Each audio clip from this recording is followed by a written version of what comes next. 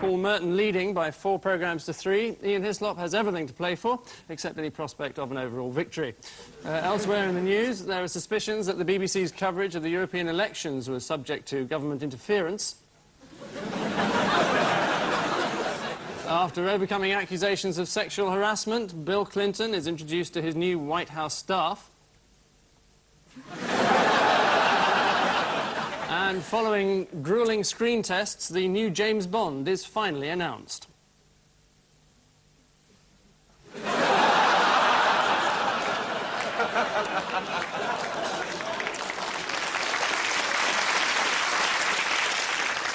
With Ian Hislop, a comedian who is currently to be heard on Radio 1, where she's a new hit of the season. So in a few years' time, expect to see her opening supermarkets and playing Shawaddy Waddy records on Radio Trent.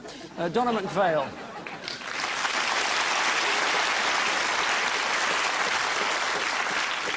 And with Paul, we were hoping to be joined by a tub of lard, but unfortunately it pulled out at the last minute. So instead we just went out onto the street and grabbed the nearest passerby, along with his 9 bodyguards, Salman Rushdie.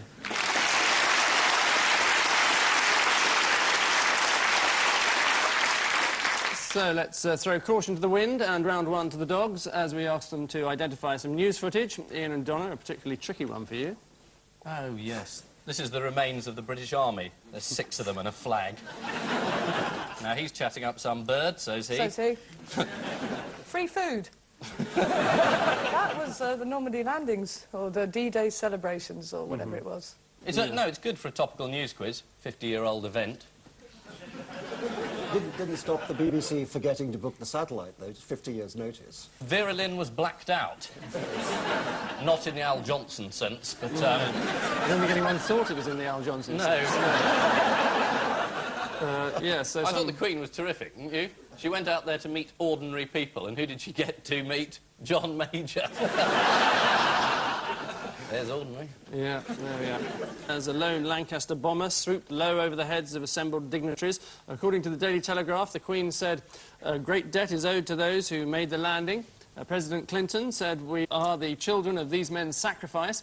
And John Major said, "Crikey." Back in Britain, many veteran soldiers complained they were unable to make the trip to Normandy because of the number of places taken by politicians and generals. In their defence, the generals said this was only fair since they stayed at home last time.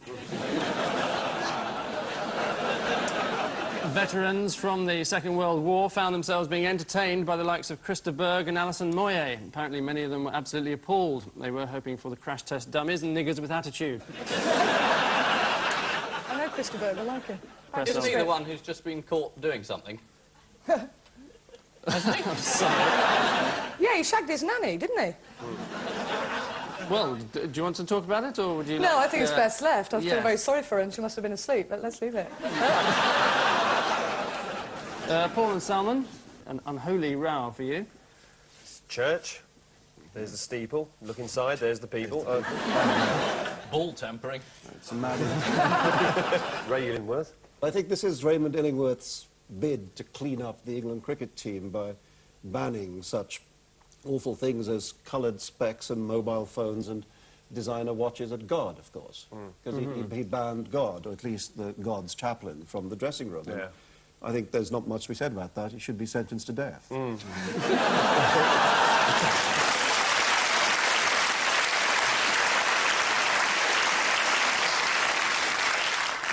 Yes. Popular taste.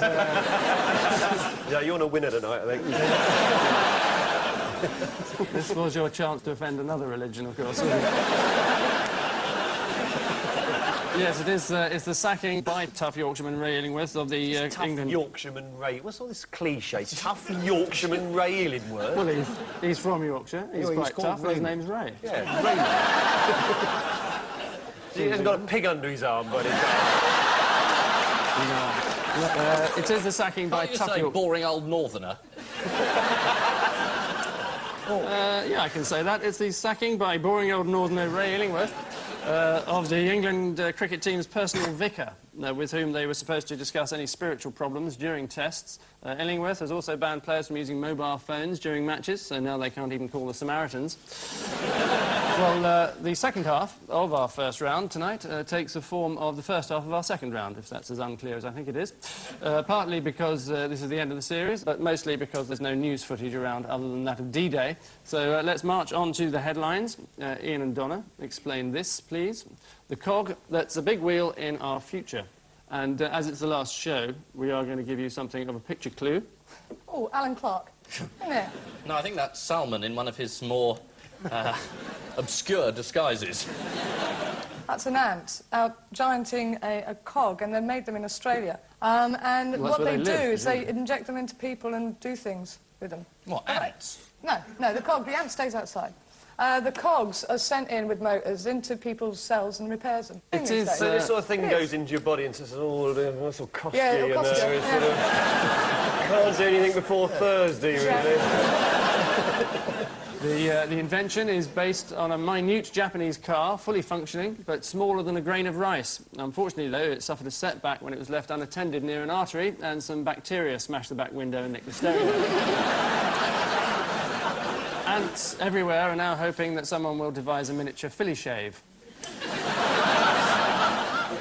Paul and Salman, an everyday story from the courts for you. James Dean sues Tories. Do we get a picture clue? If we've got a picture to show. Oh, right. Oh, there we are. Suddenly it's all so clear. It's about a Tory poster in which they use James Dean, and apparently in America, dead people are allowed to sue for defamation. Let's hope Trouble nobody... for some of us. Yeah.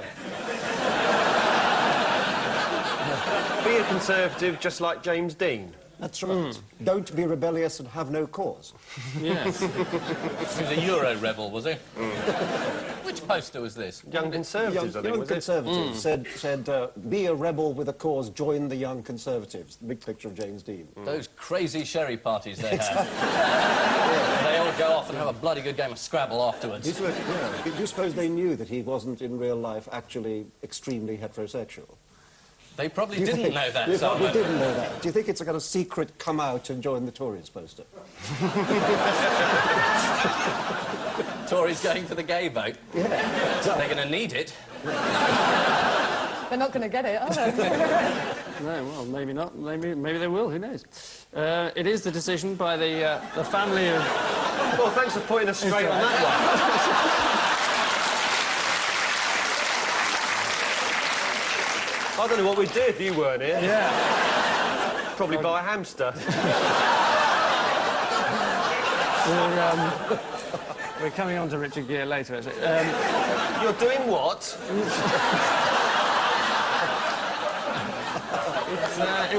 It was the decision by the family of James Dean to sue the Conservative Party for using his photo in a student recruitment poster. James Dean is, of course, an absurd role model to adopt, as most students take considerably more drugs before going out for a drive.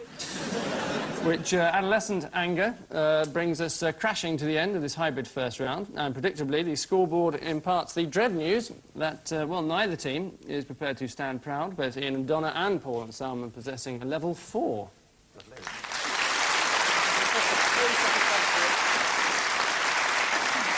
And so we welcome with open mouths a special edition of that old enemy, the archive round, known more familiarly on certain sports quizzes as What Happened Next.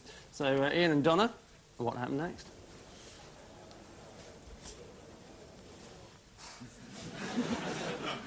Well, there was a very long sexual harassment suit.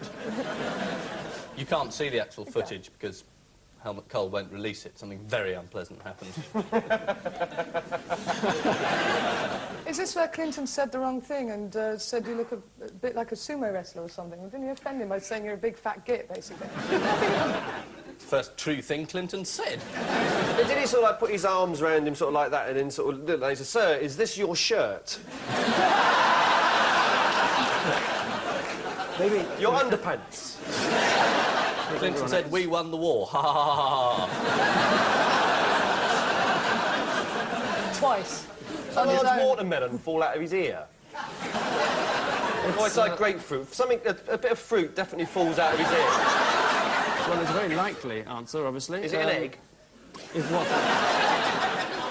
There's an egg fall out. Something falls out of his ear, and it's an egg.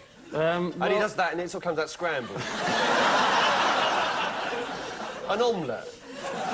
Oh, well, tell us what sort of egg falls out of his ear, because I can't get it. I don't need to tell you anything. I'm just going to roll the film and let that tell you. All right, then. I was thinking of you last night, Helmut, because I watched the sumo wrestling on television. I would have preferred an egg. Yes, not quite as amusing as You stopped before the egg came out. Sorry, He said, you look like a sumo wrestler. He says, I've got an egg in my ear, look. And that's the bit you should have shown. You're not getting any points. What does he say to Mitterrand? I was watching a porn film last night and I thought of you. Bill Clinton was in Oxford this week to receive an honorary degree, but he admitted he'd been unable to follow the ceremony because it was in Latin, the only Latin that he knows being coitus interruptus. Paul and Salman, topical bit of archive for you. It's the Liberal leader in Eastleigh being interviewed before the by-election. The question is, what happened next? Well, if you look at our by-election wins, most of them have achieved something fairly substantial. So what did Christchurch achieve then? He says, well, it went on to become a very big city in New Zealand. It's doing very well. Yes. Does an egg fall out of his ear? Well, in the context of Eastleigh, I hope an orange didn't fall out. No, and oranges. Why is that, Ian? You don't want an orange. Could be a cat for age. You don't want an orange. I think he forgets. He just sort of says, I don't know. Yes. That's what he does. Rather than saying it was part of our heroic march towards power, he forgets to say that. Yeah. And you can hear somebody just out the shot of the camera saying, march towards power, and he can't... So you're saying your answer is that there's no mention of a heroic march towards No power? mention. Yes. Reasonable And enough. nobody walks past playing hockey. So you can't see an elephant looking out the back window of that house. It's All those things happen next. Right. Okay, let's take a butcher's. Well, if you look at our by-election wins, most of them have achieved something fairly substantial. So what did Christchurch achieve then? That's a good question. Well, what's the answer? Can we... No, what is the answer? Yes, I think that's more or less what you said, wasn't it? Yeah. Yes, no mention of heroic marches to wherever it was. Any idea who it is speaking? Is it Allen Sports Ground? It's not Alan, no. Name 3 Liberals, go on. No, it's Paddy impossible. Ashdown. Paddy Ashdown. And someone else. Very good. It is, I'll tell you, I'll put everyone out of their misery. Liberal leader, I'm going to Keith House. Keith House? Keith House. So Allen like Sports Allen Ground wasn't too far.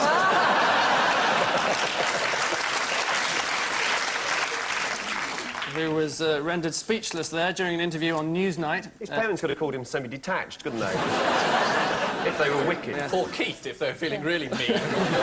Stephen Milligan's successor in the Eastleigh constituency was one Stephen Reed, who's been described as John Major without the charisma. All of which blatant electioneering brings us to the halfway stage in the count, and the news so far is that both teams are uniformly even, Ian and Donna and Paul and Salman displaying a regimented 6.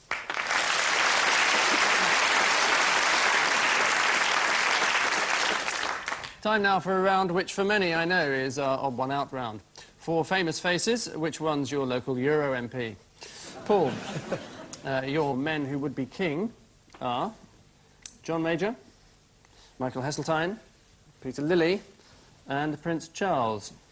Well, the first 3 are all members of the government, and Prince Charles is the only one eating a Jaffa cake. And Prince Charles is the son of Elizabeth, and some people say that Prince Philip's his father.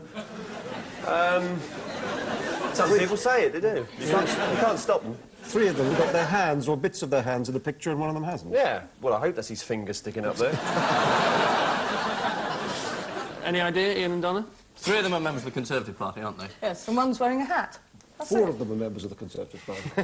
No, Charles is SWP. Natural Law Party, isn't he? Yes, yogic flying with Charles. Here we go.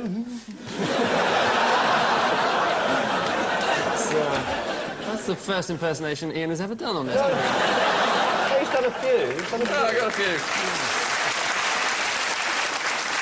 He does a really good Nana Muscori. thought to a really good Jerry Adams.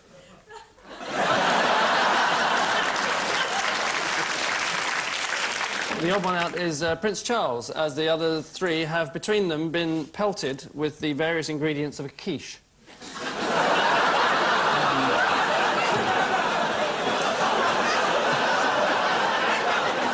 Now you say it, I mean...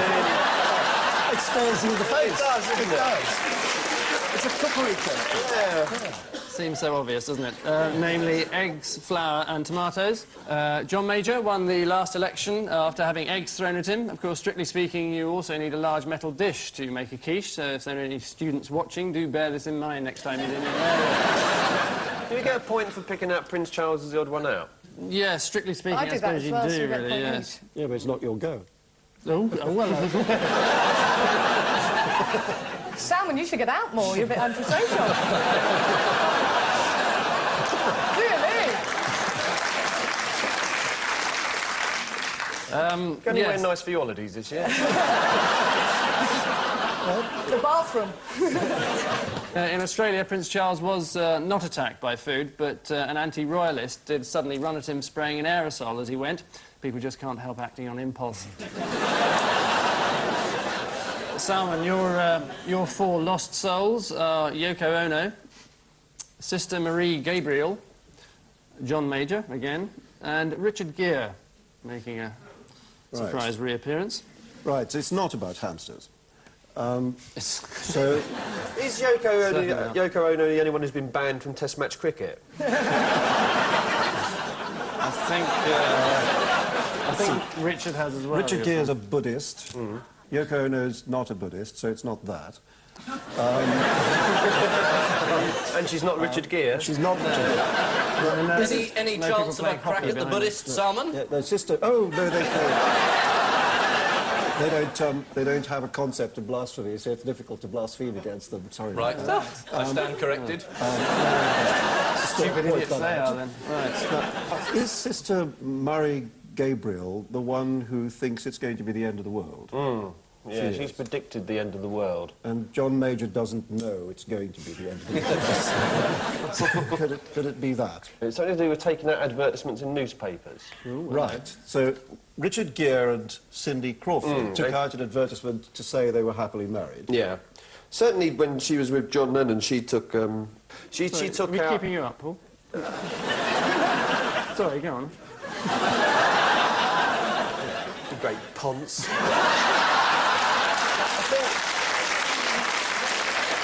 When she was with John Lennon, Yoko Ono, they took out newspaper advertisements as well, saying, you know, plant an acorn and all that kind of thing. And Sister Murray Gabriel presumably took out an ad announced the end of the world. Yeah. And John Major took out an ad to say vote Tory in the Euro elections.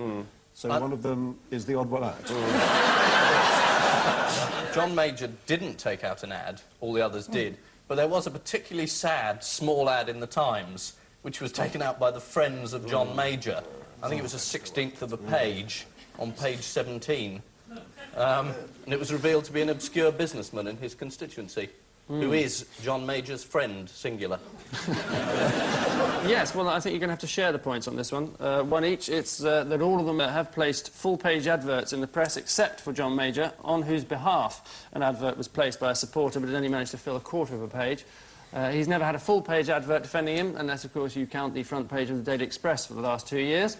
Sister Marie Gabriel took out a full-page ad in the Times. The ad read, "To all world leaders, Pope John Paul, Archbishop Carey, Prime Minister Major, President Clinton, Chancellor Kohl, President Mitterrand, President Yeltsin, a gigantic comet is about to collide with the planet Jupiter. Stop all wars or face global extinction.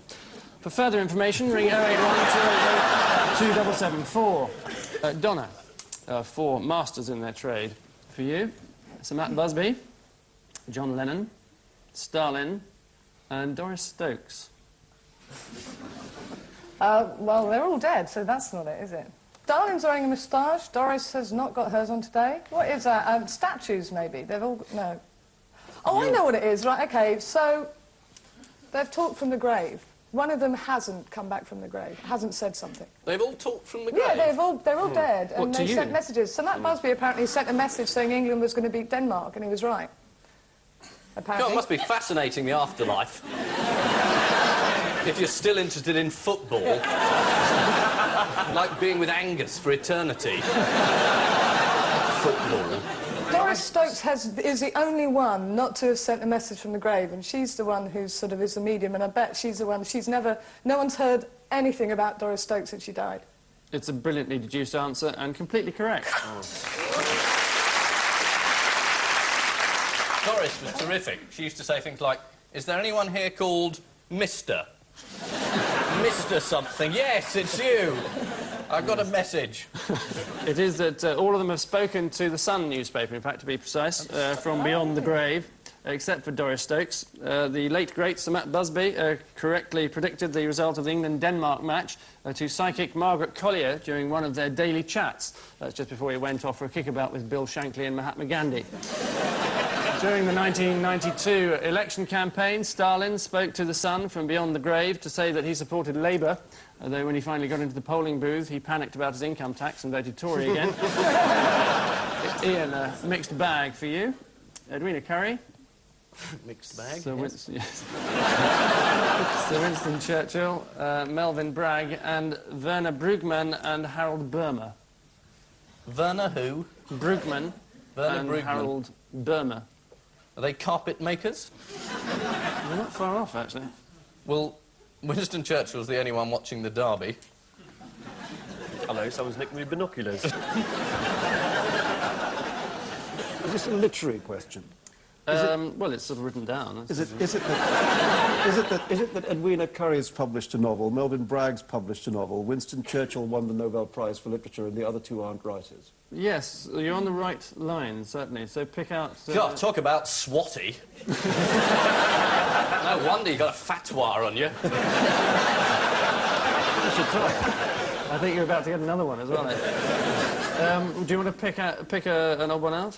The guys with the rug. Well, did Churchill ever write fiction? Churchill, maybe that's it. The others are all major fictionists, and he's a non-fictionist. Yeah, perhaps that's it. Edwina Currie, a major fictionist. Well, John Major fictionist. John Major fictionist. They've all written novels except Edwina. Well, Edwina has written a novel, as you No, well it's know. not a novel. Yeah. It's a is it? collection of words. Randomly organised with the word tit and bum put in. You've obviously read it then, haven't you? I think I have. I'm the only person in the country who has read Edwina's novel. Any particular reason? I was paid to. I reviewed it for The Late Show, so you won't have seen it. We give up. Yeah, well, no, I think I can give you 1 point, because you're almost there. It's that all of them have been recipients of literary awards, except for Edwina Currie. Melvyn Bragg, last year, won the Literary Review's Bad Sex Prize, awarded for the most inane description of a sexual act, narrowly beating a message on the toilet wall at King's Cross. Vernon Brugmann and Harold Burma are the most recent recipients of the Quarterfoil Award, which is, of course, given to a work judged to have contributed the most towards an understanding and/or love and appreciation of Oriental rugs. The runner-up was Gilly Cooper's book on rugs and carpets called Shag. All of which prize idiocy marks an end to this evening's Odd Ones, and the situation at this barely crucial point is that, well, both teams seem to be still locking horns, both with 9 points.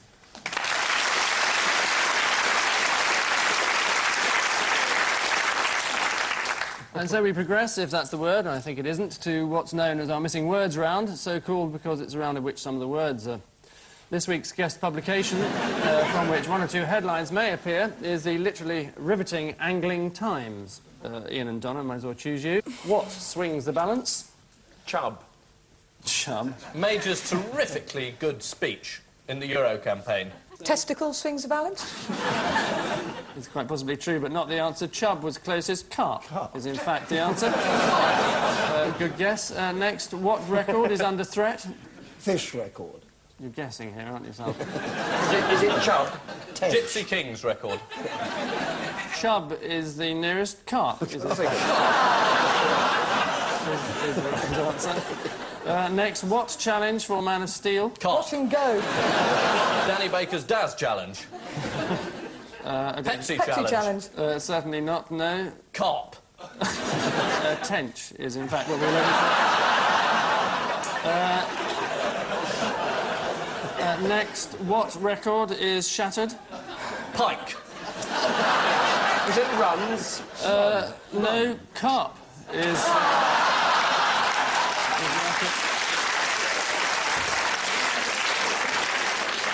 And lastly, what, by all means? Carp. Carp. Victory by all means. It's what Churchill said. Trout is what we were hoping you might come up with. Right, Paul and Salman, your selection begins with major thrown what? Out. Lifeline? Fish. Kipper. Thrown away by mistake. Now, I'll give you one for lifeline. Euro lifeline is the... Well, it's lifeline. precise No, I answer. get 1 point then. Because you didn't say euro. Next, Whitehall's top... Whitehall's top cats get what? Officer Dibble.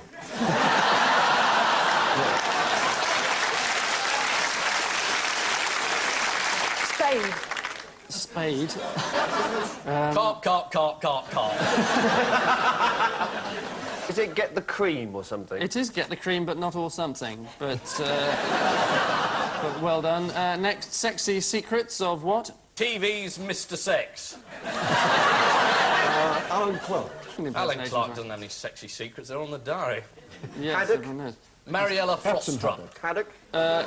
It's not haddock. It is in fact... Herring? No. Halibut? The peeler crab is obviously the answer from the Angling Times. You need to watch Go Fishing with John Wilson to find out about that. Yeah, of next, Nessie could be what? Next Labour leader. A carp. A carp that does impressions. Could be Tench. No, you are guessing. It's a sturgeon, is what we are aiming for. And finally, end the big what chaos? Fish. Carp. Fish. Carp. Fish is the right answer.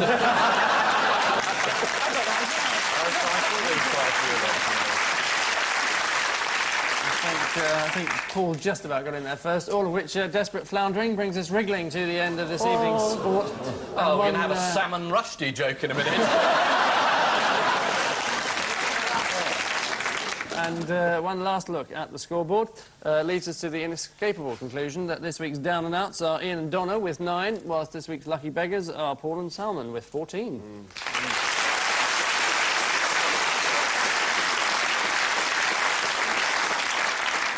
So, a brand new state-of-the-art video recorder for our winners, the same video recorder without the instruction manual for our losers. And I leave you with news that following a planning blunder in Middlesbrough, an office block has been built over a car park without informing the drivers who generally use it. As Bill Clinton announces his new Secretary of State for Defence, critics once again accuse him of giving too many jobs to friends of the family. And Sweden announces its squad for the next Rugby World Cup. Until next winter, good night.